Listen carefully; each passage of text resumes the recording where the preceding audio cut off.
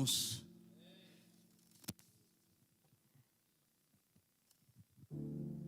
Motivo de alegria,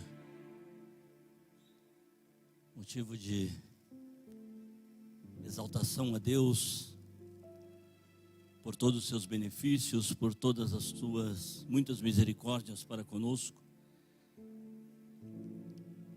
Me encontro muito feliz e ainda bem que está frio, porque eu me encontro tremendo também. Ministrar a palavra de Deus sempre é uma responsabilidade. E os irmãos são muito carinhosos, né? Alguns irmãos ficaram sabendo no domingo que eu iria ministrar hoje. Falou: você vai ministrar, então eu vou vir quarta-feira. E essa responsabilidade ela só acaba aumentando. Eu quero aqui já de antemão agradecer a Deus pelo dom da vida, por ter salvado a minha alma, por ter firmado os meus pés sobre a rocha.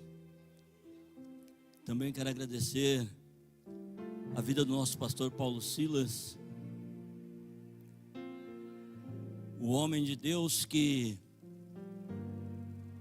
na nossa caminhada a gente faz algumas escolhas, né, irmãos? E eu tenho certeza que essa minha escolha ela foi debaixo da direção de Deus, e eu escolhi ser pastoreado pelo nosso pastor. E louvo a Deus pela vida do meu pastor. Sempre temos orado. E até estava conversando com o irmão Toninho no domingo. Nós estamos estudando o livro de Hebreus, terminamos ele no domingo. E quero dizer aos irmãos que não estão participando da escola bíblica dominical: vocês estão perdendo uma riqueza. Tem sido muito edificante. Eu quero dizer aos irmãos que o livro de Hebreus, eu nunca tinha estudado o livro de Hebreus como eu estudei durante esse período de escola bíblica dominical. E aí eu estava conversando com o irmão Toninho, a gente estava falando exatamente sobre Hebreus capítulo 13, e o versículo de número 7 que diz, né? Lembrai-vos dos vossos pastores que vos falaram a palavra de Deus. E aí vem uma responsabilidade muito grande sobre os ombros do nosso pastor, que diz assim: atentando para toda a sua maneira de viver e a fé dos quais imitai. E você poder se espelhar. Então eu quero já agradecer aqui, dizer que a responsabilidade ela é grande. Mas eu também quero dizer uma coisa aos irmãos: tão certo quanto o ar que eu respiro, irmãos, Deus tem colocado uma palavra no meu coração. E eu quero que você que está aqui no culto presencial e você que nos acompanha pela internet, nos acompanhe e veja e sinta e desfrute da palavra de Deus. Eu gostaria de convidar os irmãos para que abrissem as suas Bíblias segundo o Evangelho de nosso Senhor Jesus Cristo, conforme escreveu João, o capítulo de número 2. Nós vamos ler do versículo 1 até o versículo de número 11.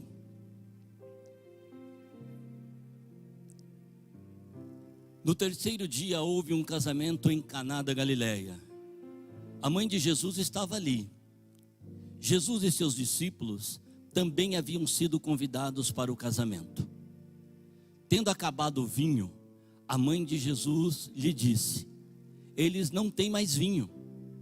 Respondeu Jesus: que temos nós em comum, mulher? A minha hora ainda não chegou. Sua mãe disse aos serviçais: façam tudo o que ele mandar. Ali perto havia 6 potes de pedra, do tipo usado pelos judeus para as purificações cerimoniais, Em cada pote cabiam entre 80 e 120 litros. Disse Jesus aos serviçais: encham os potes com água. E os encheram até a borda. Então lhes disse: agora levem um pouco ao encarregado da festa. Eles assim fizeram.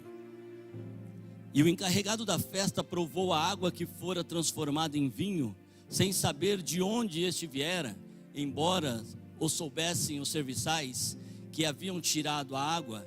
Então chamou o noivo e disse: todos servem primeiro o melhor vinho, e depois que os convidados já beberam bastante, o vinho inferior é servido, mas você guardou o melhor até agora. E este sinal milagroso em Caná da Galileia foi o primeiro que Jesus realizou. Revelou assim a sua glória, e os seus discípulos creram nele. Amém. Hoje pela manhã eu recebi um WhatsApp do pastor Wallace, e ele perguntava para mim assim: Ô Luiz, você tem o tema da mensagem? E eu disse para ele: pastor, eu não tenho tema não, eu vou falar sobre um assunto, mas eu não tenho tema. Mas se o senhor quiser, na hora do meu almoço aqui, eu vou tirar um tempinho para ler. Não, você vai falar sobre família, então tá bom, pode deixar que eu já vou passar para o pastor Colotone e está tudo certo. E eu fui para o almoço, e ali eu escolhi um tema para essa mensagem: a bênção de ter Jesus na família. Nós aqui da DR, irmãos, nós temos um slogan que é família de famílias. E é muito interessante nós percebemos o quanto que Deus, Ele se importa e Ele ama as famílias. Eu busquei num dicionário, e a família ela é considerada uma instituição divina e responsável por promover a educação e o cuidado dos filhos. Então a família é uma instituição divina que ela é responsável pela educação dos filhos. E hoje, no culto de ensino, no culto de escola bíblica dominical, é isso que a gente está sendo. Nós estamos sendo educados, nós estamos sendo cuidados como os filhos, porque a palavra de Deus, ela diz em João 1:12, mas a todos quanto receberam, deu-lhes o poder de serem feitos filhos de Deus. E nós somos filhos, e nós estamos em família. O papel da família, ele se relaciona com a socialização. Nesse processo são transmitidos os valores morais, valores sociais, bem como as tradições e os costumes e os conhecimentos perpetuados através de geração. E eu fiquei pensando, irmãos, eu fiquei tentando lembrar de um texto, e aí me veio, recentemente nós estudamos o livro de Esther aqui na escola dominical também, e aí eu me recordei de uma passagem que quando o povo recebe o direito de lutar, o povo recebe o direito de se defender, e eles então, o povo sai vitorioso e existe um júbilo tremendo, e o povo comemora então, e é estabelecido a festa de Purim. E se o irmão puder projetar Esther 9:28, e aí o que acontece? Esses dias seriam lembrados e comemorados em cada família, de cada geração, em cada província, em cada cidade, jamais deveriam deixar de ser comemorados pelos judeus, e os seus descendentes jamais deveriam esquecer de tais dias. Ou seja, uma coisa que aconteceu, um livramento, e ele ia passando de geração em geração, E nós, como famílias de Deus, não podemos ser diferente. A palavra de Deus, ela precisa ser ministrada dentro da nossa família, de geração em geração. Eu hoje olho para minha família, irmãos, eu estou na terceira geração. Eu tenho meus filhos, agora os meus netos, e a palavra de Deus precisa ir sendo colocada no coração deles. Glórias ao nome do Senhor.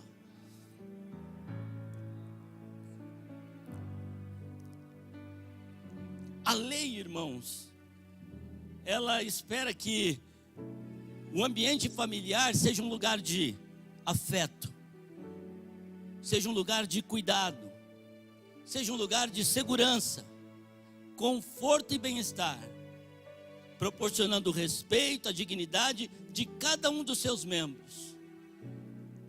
Projete para nós aí, por favor, irmãos, Apocalipse 22, 3 e 5. Nós, como família de Deus, estamos nos preparando para um novo lar, irmãos. Já não haverá maldição nenhuma. O trono de Deus e do Cordeiro estará na cidade, e os seus servos o servirão. Eles verão a sua face, e o seu nome estará na testa deles. Não haverá mais noite, e eles não precisarão de luz de candeia, nem de luz do sol, pois o Senhor, Deus, o iluminará, e eles reinarão para todo sempre. Glórias ao nome do Senhor. E eu vejo, irmãos, como que Deus, Ele nos trata como família, e como Ele nos traz alguns exemplos, Ele nos traz algumas figuras familiares, para dizer o quanto nós somos importantes para Ele, o quanto que Ele se preocupa conosco. Ele se revela através de algumas figuras familiares. Eu não vou me alongar, mas eu vou dizer 3 aqui, que, por exemplo, a figura da mãe. Projete para nós, por favor, Isaías 49, 15. Diz assim, olha: haverá mãe que possa esquecer seu bebê que ainda mama, e não ter compaixão do filho que gerou? Embora ela possa esquecê-lo, eu não me esquecerei de ti. Eu não me esquecerei de você. Quando a gente olha, irmãos, um bebê, né? Eu sou um vô babão, então quando eu olho minha netinha, hoje, antes de vir aqui para o culto, irmãos, eu passei na casa da minha filha, e ela tinha acabado de chegar da escola, e ela estava com a roupinha de bailarina da escola, irmãos, e toda pomposinha lá, e veio, abraçou e beijou. Eu fico imaginando como que alguém pode esquecer uma preciosidade daquela, como que uma mãe pode esquecer. Mas Deus diz para nós: ainda que uma mãe venha se esquecer, eu, o Senhor, não me esquecerei de ti. Eu não vou me esquecer de você, porque eu cuido de você. Você é família de Deus. Um outro exemplo que Deus nos dá como uma figura familiar é o exemplo do pai como provedor. Mateus 7, 9 até o 11, ele diz assim: qual de vocês, se seu filho pedir pão, lhe dará uma pedra? Ou se pedir peixe, lhe dará uma cobra? Se vocês, apesar de serem maus, sabem dar boas dádivas aos seus filhos, quanto mais o Pai de vocês, que está nos céus, dará coisas boas aos que lhe pedirem. Glórias a Deus. Fazer parte, irmãos, dessa família. Eu estou fazendo uma introdução, então eu estou falando primeiro desta família de Deus, que nós estamos, que é o slogan da nossa igreja, famílias de famílias. Sobre o cuidado dos pais, Salmo 27, 10. Salmo 27, 10, ele diz assim: ainda que me abandone pai e mãe, o Senhor me acolherá. Esta família, irmãos, ela é maravilhosa.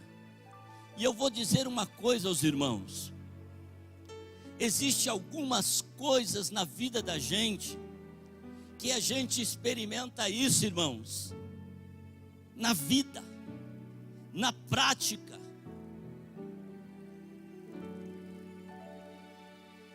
Eu nasci, irmãos, alguns bocados de anos atrás, 56 anos atrás, e eu não fui criado pelo meu pai. E eu também não fui criado pela minha mãe. Quem me criou foi o Senhor Pedro, um homem maravilhoso que Deus colocou na minha vida e que me criou desde a minha tenra idade até quando eu me casei. Ele morreu aos 90 anos de idade e eu senti esse cuidado de Deus na minha vida através da vida do meu pai, através da vida do seu Pedro. Então, quando pai e mãe desamparou por motivos que podem até ser justos, não importa, mas o Senhor me acolheu, o Senhor me viu, o Senhor me conheceu, e lá Ele me trouxe para esta graça maravilhosa, aleluia.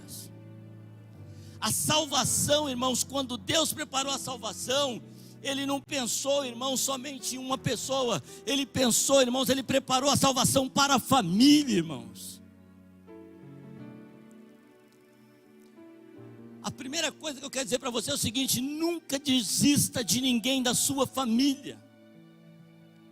Existem situações, irmãos, que nós vamos lutar, nós vamos insistir, mas a pessoa não vai querer. Mas existem situações que você vai lutar, você vai insistir, e as pessoas vão querer e vão vir junto com você. É o caso quando a gente olha para Noé. Gênesis 7:7 diz que Noé, ele entrou na arca com a sua família.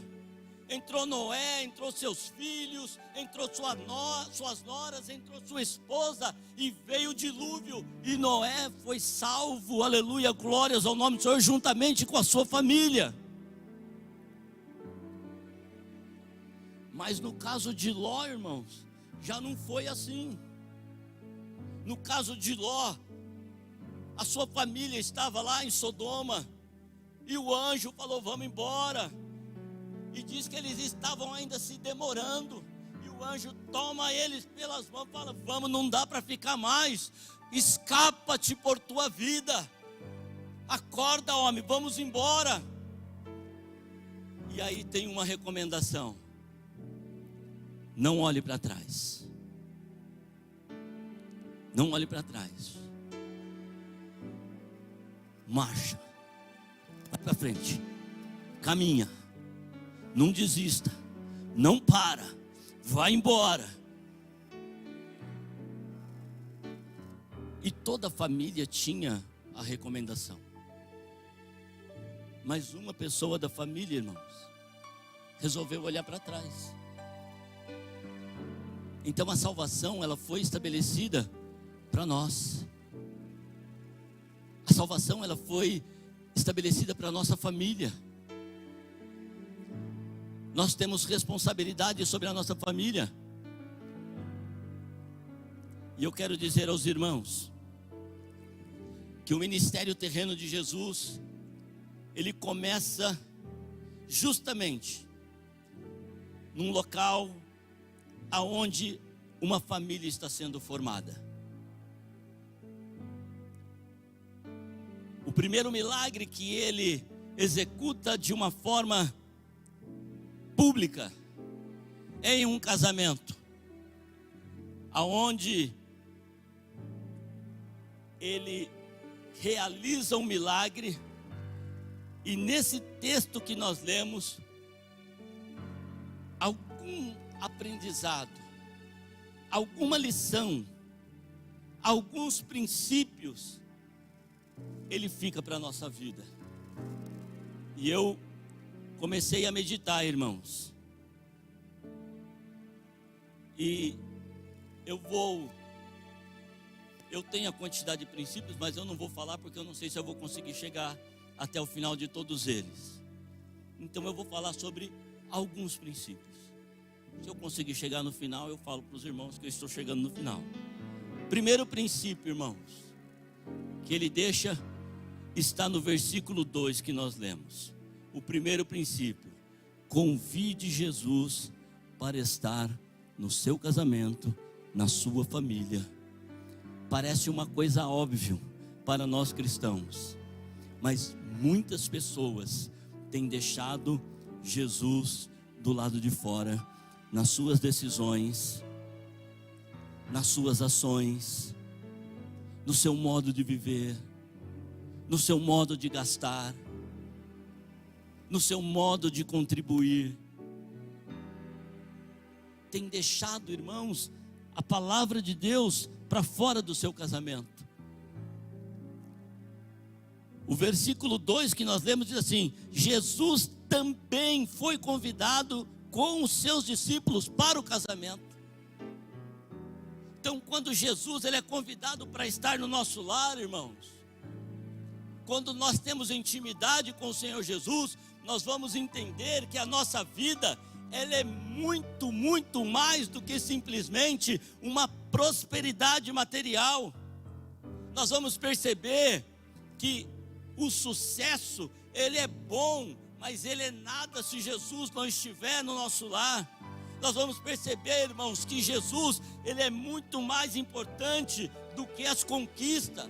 A presença de Jesus, irmãos, ela supre toda essa necessidade. A presença do Senhor Jesus no nosso lar, ela é superior a tudo isso, irmãos. Outro dia, num culto familiar, eu perguntei para os meus filhos. Eu disse assim: você acha que alguém que mora numa comunidade, numa favela, ele pode ser feliz? Os meus filhos falaram: claro que sim, pai. Sem sombra de dúvida nenhuma. Claro que pode.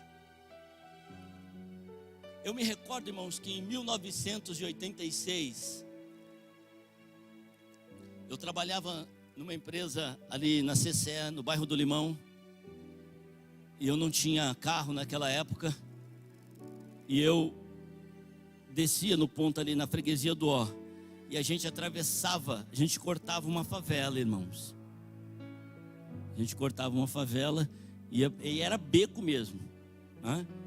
Depois, mais tarde, eu nunca pensei isso na minha vida. Depois, mais tarde, eu fui dirigir uma congregação ali naquele lugar, no Jardim das Graças, ali na freguesia do Ó.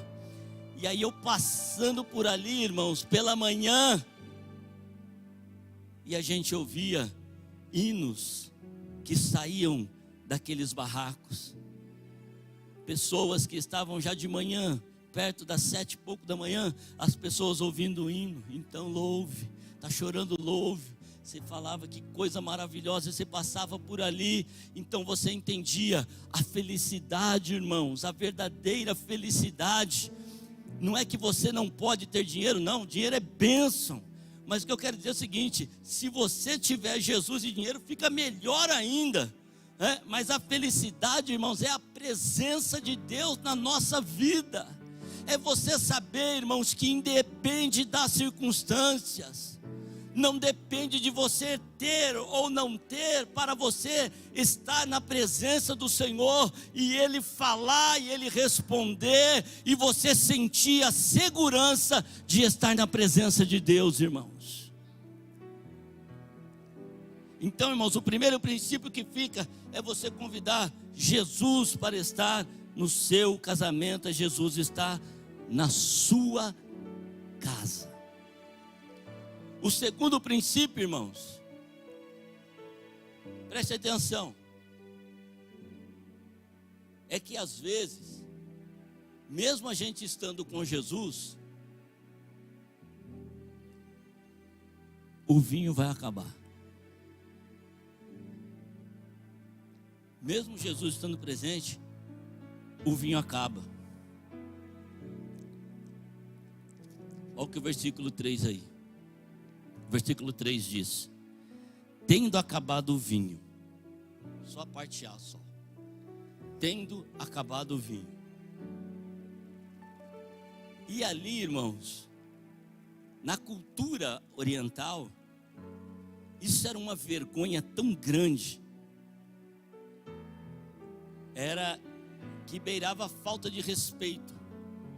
A pessoa não planejou direito. Talvez chegou mais convidado do que ele tinha convidado. Talvez ele convidou 100, achando que ia 50 e foram 100. A gente não sabe exatamente o que aconteceu, mas uma coisa é certa, né? A gente não sabe se de repente um dos que ele convidou tomava muito, né? Mas uma coisa é certa: quando chegou um determinado momento, o vinho acabou. E o vinho na Bíblia, irmãos, ele trata da questão da alegria. E muitas vezes na nossa casa, irmãos, o vinho da alegria acaba. Ele acaba por quê, irmãos? Acaba por conta de circunstâncias que são inerentes a todos nós. Todos nós lidamos com os reveses da vida, ou não? Eu me recordo, irmãos, que um dia 23 de janeiro, eu morava em Joinville, dia 23 de janeiro, eu estava na casa da minha cunhada, e daqui a pouco eu chego na minha casa. Quando eu chego na minha casa, o telefone toca, minha mãe no telefone: filho, infelizmente o seu pai faleceu. Dá para ficar contente com uma notícia dessa, irmãos? Eu sou crente, eu confio em Jesus, mas eu fiquei triste, porque nesse momento, irmãos, começa a vir na sua mente: puxa vida, nunca mais eu vou ver meu pai, nunca mais eu vou poder abraçar ele, nunca mais eu vou poder estar com ele, a não ser na eternidade. Então, às vezes, o revés da vida, a doença, a perda. Sexta-feira, irmãos, eu estava em Uberlândia. Estávamos eu e um outro gerente. E por volta das 11 horas da manhã, nós estávamos de carro, saímos de Uberlândia, nos dirigimos para São Paulo. E aí nós estávamos falando, e ele falou, ele ia sair de férias na segunda-feira, né? E estava feliz porque ele ia pegar a esposa, ele ia dar uma passeada com a esposa e com os filhos. Ele já estava planejando: uma sexta-feira as crianças vão matar a aula e nós vamos para algum lugar e tudo. E aí ele tinha mandado uma mensagem pro gerente operacional, o gerente dele. E aí o gerente dele falou: dá uma passada aqui na segunda-feira, para a gente conversar. E ele foi dispensado na segunda-feira, irmãos. E aquilo, eu até peço que os irmãos ajudem em oração. O irmão Roberto, o nome dele, é um irmão também nosso. E às vezes, irmãos, a preocupação de pai: como vai ser? Como que eu vou para o supermercado? Como que eu vou pagar as contas? Como que eu vou agora pagar o cartão de crédito? Como as preocupações, irmãos, dessa vida começa a trazer um peso. Talvez você pode estar passando por algum revés da vida. Talvez você possa estar passando por algum momento, alguma circunstância. O Isaías estava aqui no domingo falando acerca do sobrinho, não foi isso? As coisas acontecem, algumas vezes acontecem de forma rápida, e isso muitas vezes tira os pés da gente do chão. Mas eu quero dizer uma coisa para você: Ele fez uma promessa. Aleluias. Glórias ao nome do Senhor. Coloque Mateus 28:20 para nós aí, por gentileza. Ele fez uma promessa para nós, irmãos, ensinando a obedecer a tudo que eu ordenei a vocês. E eu estarei de vez em quando. É isso? Eu estarei algumas vezes. Não, olha lá, ó. E eu estarei sempre com vocês, mesmo nessas circunstâncias da vida, mesmo quando o vinho aparentemente parece que falta, eu estou com você. Sinta a minha presença, sinta o meu bálsamo, sinta eu do seu lado te ajudando, te incentivando a continuar, a prosseguir, a caminhar. Glórias ao nome do Senhor. Sabe por quê, irmãos? Porque tudo isso que nos sobrevém, glórias ao nome do Senhor, é para nós sermos provados. Mas quando nós passamos, nós somos depois aprovados, glórias ao nome do Senhor. Quando Cristo está na família, irmãos, glórias a Deus, nós passamos pelos reveses, nós passamos pelos problemas e saímos do outro lado cantando o hino da vitória, glórias ao nome do Senhor.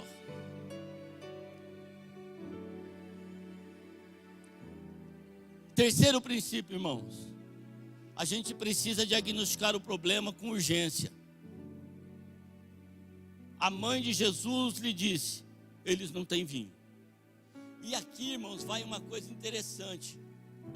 A mulher, irmãos, normalmente, vias de regra, a gente homem muitas vezes fica meio... Mas a mulher normalmente ela tem uma percepção, ela tem uma visão muito aguçada de quando se tem um problema, de quando se tem uma situação.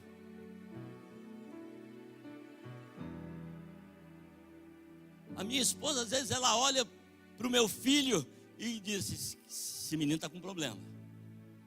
E eu olho para ele e falo assim: deve estar mesmo, né? Só não sei qual é. A mãe parece que tem, a mulher parece que tem uma percepção. E aqui a mãe de Jesus, ela percebeu de imediato: acabou o vinho. Ela sabia, esse pessoal vai passar vergonha.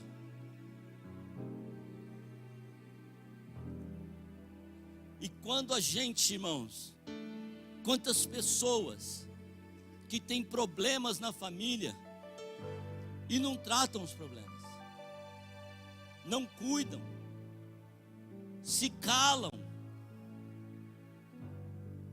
Sabe o que acontece, irmãos? Irmão, projeta para mim, por favor, Efésios 27, 4, 27, por favor.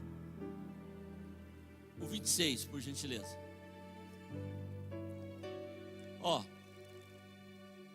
Todos nós, irmãos, passamos por problemas. Todos nós, num relacionamento, nós temos dificuldade. Casamento é uma bênção, irmãos. Eu sempre digo para as pessoas: se alguém vem perguntar para mim: como que é o casamento? Pensando que eu vou falar mal do casamento, perguntou para a pessoa errada. Casamento é bênção. Casamento é algo que foi instituído por Deus. Só que ele precisa ser tratado. O versículo ali diz assim: quando vocês ficarem irados, não pequem. Não pequem. O pecar é quando você fica irado, você age no momento da ira. Eu falo, infelizmente eu aprendi na minha filha isso, Eu aprendi nos meus filhos, mas hoje eu ensino os meus filhos. Eu falo, quando você ficar muito bravo com seu filho, não bata nele. Não bate, porque você vai bater nele com raiva, você vai bater nele com ira, não vai resolver o problema. Então não faça isso, porque você não vai estar corrigindo a criança. Não faça isso. Porque quando a gente age no impulso, a gente provavelmente vai fazer caca. A gente vai fazer coisa errada. Então a Bíblia diz assim, vocês ficarem irados, não pequem, apaziguem a sua ira antes que o sol se ponha. E aqui, irmãos, eu quero nessa tradução, se você tiver uma outra tradução, deixa eu ler na minha aqui, coloca uma outra tradução, irmãos. Eu vou achar aqui Efésios aqui. Na minha Bíblia tem Efésios também, irmão. Efésios 4, 26 diz assim, nessa tradução ela diz assim, irai-vos, não pequei, não se ponha o sol sobre a vossa ira. O que eu entendo quando eu leio esse texto, irmãos? Para os irmãos aqui, que já ajudaram, algum dia, alguém fazer uma amassada, fazer um concreto, massa mole, Já ouviu esse termo? Quando você faz uma massa, irmãos, e você vai espalhando ela, o que acontece? Ela está ali. Só que se o sol se colocar sobre ela, se o sol estiver sobre ela, o que vai acontecer? Ela vai endurecer de uma forma mais rápida. Então eu entendo nesse texto que é o seguinte, ó, não deixe o sol se colocar sobre a sua ira, porque a ira é uma massa, e vai endurecer, e depois para quebrar fica complicado, fica difícil. Então é preciso que os problemas da família, seja de pai com filho, seja de irmão, seja de esposa com esposo, é preciso que ele seja tratado, irmãos. Porque se ele não for tratado, vai criando problema, vai criando distanciamento. E eu louvo a Deus, irmãos, porque minha esposa está aqui. Então eu posso falar. Dia 8 de novembro agora, vamos fazer 36 anos de casados. E para a glória de Deus, posso falar porque ela está aí, eu nunca dormi brigado com ela, em 36 anos de casado. Eu nunca saí da minha casa brigado com ela. E nunca fiquei um dia do nosso casamento sem conversar com ela. Eu estava dando esse testemunho na empresa, o diretor perguntou: sua esposa fala? Eu falei: fala. E o pior de tudo, irmãos, é que a parte mais complicada desse relacionamento não é ela, sou eu. Eu às vezes empaco com algumas coisas, às vezes eu tenho alguma opinião, eu tenho alguma coisa, mas o importante, irmãos, é que todas as vezes que existe alguém querendo ir para o norte e o outro querendo ir para o sul, se existe um consenso, se existe um diálogo, se existe um tratamento daquela coisa, e uma coisa mais importante, depois que decidimos, vamos para lá, mesmo que dê errado, ninguém fica falando: tá vendo? Eu não falei que a gente não devia ter vindo por aqui, eu falei que não ia dar certo. Não, aí é o seguinte, deu errado, então tá bom, vamos corrigir a rota, vamos voltar para lá então, nós dois juntos caminhando, glórias ao nome do Senhor. E até aqui tem nos ajudado o Senhor. Sabe por quê, irmãos? Porque precisa ser tratado. Você identifica o problema e o problema, ele é tratado. Não deixa o problema ficar aí, irmãos. Eu li num livro uma vez que eu achei uma das frases mais fantásticas, que o autor dizia o seguinte, me perdoa que eu não lembro o nome do autor, não é minha frase não, é de um autor. Ele disse assim, ó: ressentimento é um veneno que você toma e quer que o outro morra. Não vai morrer, quem vai morrer é você. Então, irmãos, é melhor tirar, resolve o problema e continua caminhando. Eu disse para ela o seguinte: olha, quando eu fui lá no altar, que eu prometi para você que a única coisa que ia me separar de você era a morte, eu quero cumprir, ainda que eu seja falho, ainda que eu erre, ainda que eu peque, ainda que eu faça algumas coisas que não te agradam, mas só a morte é que vai nos separar. Todo o resto nós vamos tratar e continuar andando juntos, porque Deus é dentro da nossa família, Ele foi convidado para estar na nossa família.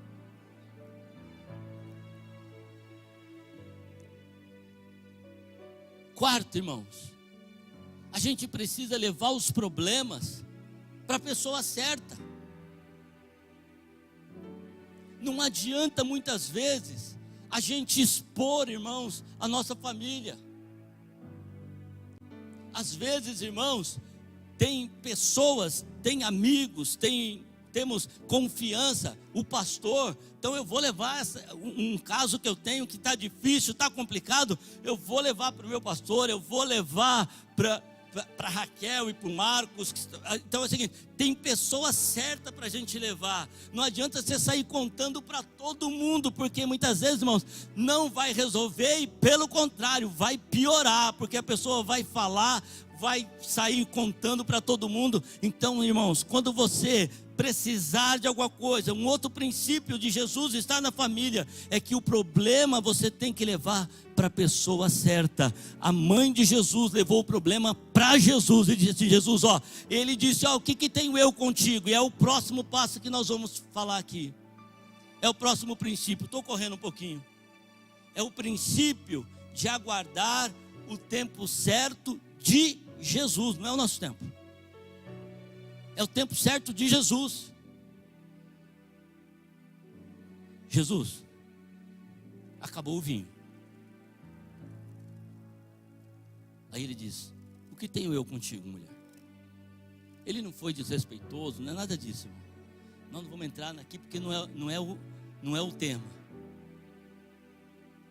Ele disse assim: ainda não é chegada a minha hora. E Jesus, irmãos, ele sabe exatamente a hora de tudo. Nós é que somos ansiosos demais. Nós é que nos preocupamos demais. Nós é que ficamos, às vezes, irmãos, desesperados, porque tem uma conta vencendo amanhã e eu não tenho dinheiro. Porque meu filho está passando por um problema, vai ser internado e agora eu não posso fazer nada. Eu lembro que uma vez o meu netinho Arthur, ele era o primeiro e era o único ainda, e ele pequenininho foi internado. Que desespero, porque você não pode fazer nada. Eu fico imaginando o pastor Paulo, que é médico, que entra no lugar que às vezes algum outro médico vai dizer: ó, você pode ver tal, mas você não pode fazer nada, porque você é da família, você não pode tratar, você não pode... Às vezes a ansiedade, o desespero que dá de você querer fazer alguma coisa e você não pode fazer, porque você tem que esperar o tempo certo de Deus.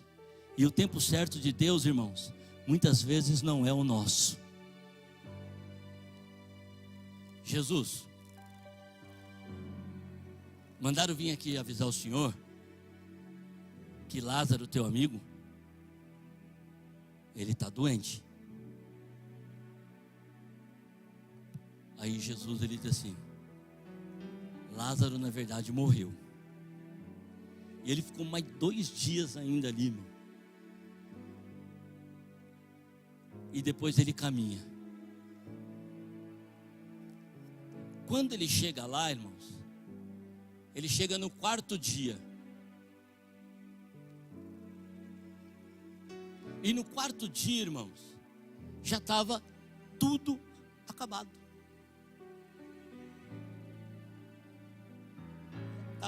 Estava morto, já estava mumificado, já estava lá com as atas, já estava tudo com as faixas, tudo passado. Já tinha sido colocado no túmulo, já tinham colocado a pedra na frente. E aí, Senhor, se o Senhor estivesse aqui, o meu irmão não teria morrido. É isso que acontece muitas vezes com a gente, irmãos. Eu tenho uma situação, os irmãos conhecem a minha situação. Tem muitos irmãos aqui que estão me ajudando nessa situação em oração, que é o meu filho. Mas eu tenho certeza, eu tenho uma convicção tão grande, irmãos, dentro do meu coração, que no momento de Deus, o milagre vai acontecer, a obra vai ser realizada. E eu disse para minha esposa outro dia: ainda que nós nem estejamos mais aqui, mas uma coisa eu sei, Ele é de Deus e Ele vai voltar para Deus, glórias ao nome do Senhor, mas é no tempo dEle. Aí Jesus diz: Marta, né? Ele vai ressuscitar. Eu sei, Senhor. Lá no dia, ela conhecia, Jesus já tinha ensinado tudo. Marta, se creres, verás a glória de Deus. E Deus age de uma maneira, irmãos, sobrenatural na nossa vida. Sabe, quando parece que não tem mais jeito, Senhor, já cheira mal, já é de 4 dias, não tem mais jeito. É aí que Deus entra com a providência na minha, na sua, na nossa vida, glórias ao nome do Senhor. Deixa Deus agir no tempo certo. Às vezes, irmãos, a gente quer desistir antes do tempo. E quando a gente desiste antes do tempo, só vai acontecer uma coisa: arrependimento. Eu vou pular, irmãos. Eu vou aqui para um outro, rapidinho, para acabar aqui, diz assim, ó: com Jesus, o melhor sempre vem depois. Olha o versículo 10 que nós lemos aí, irmãos.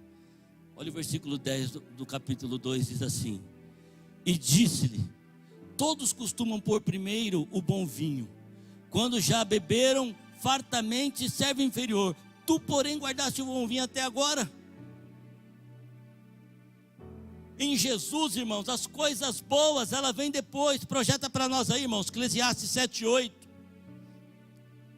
Glórias ao nome do Senhor.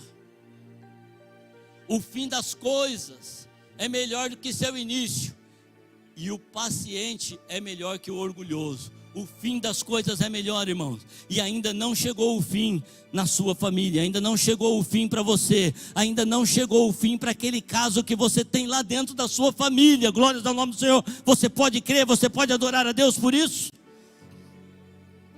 E o último, irmãos, o último princípio.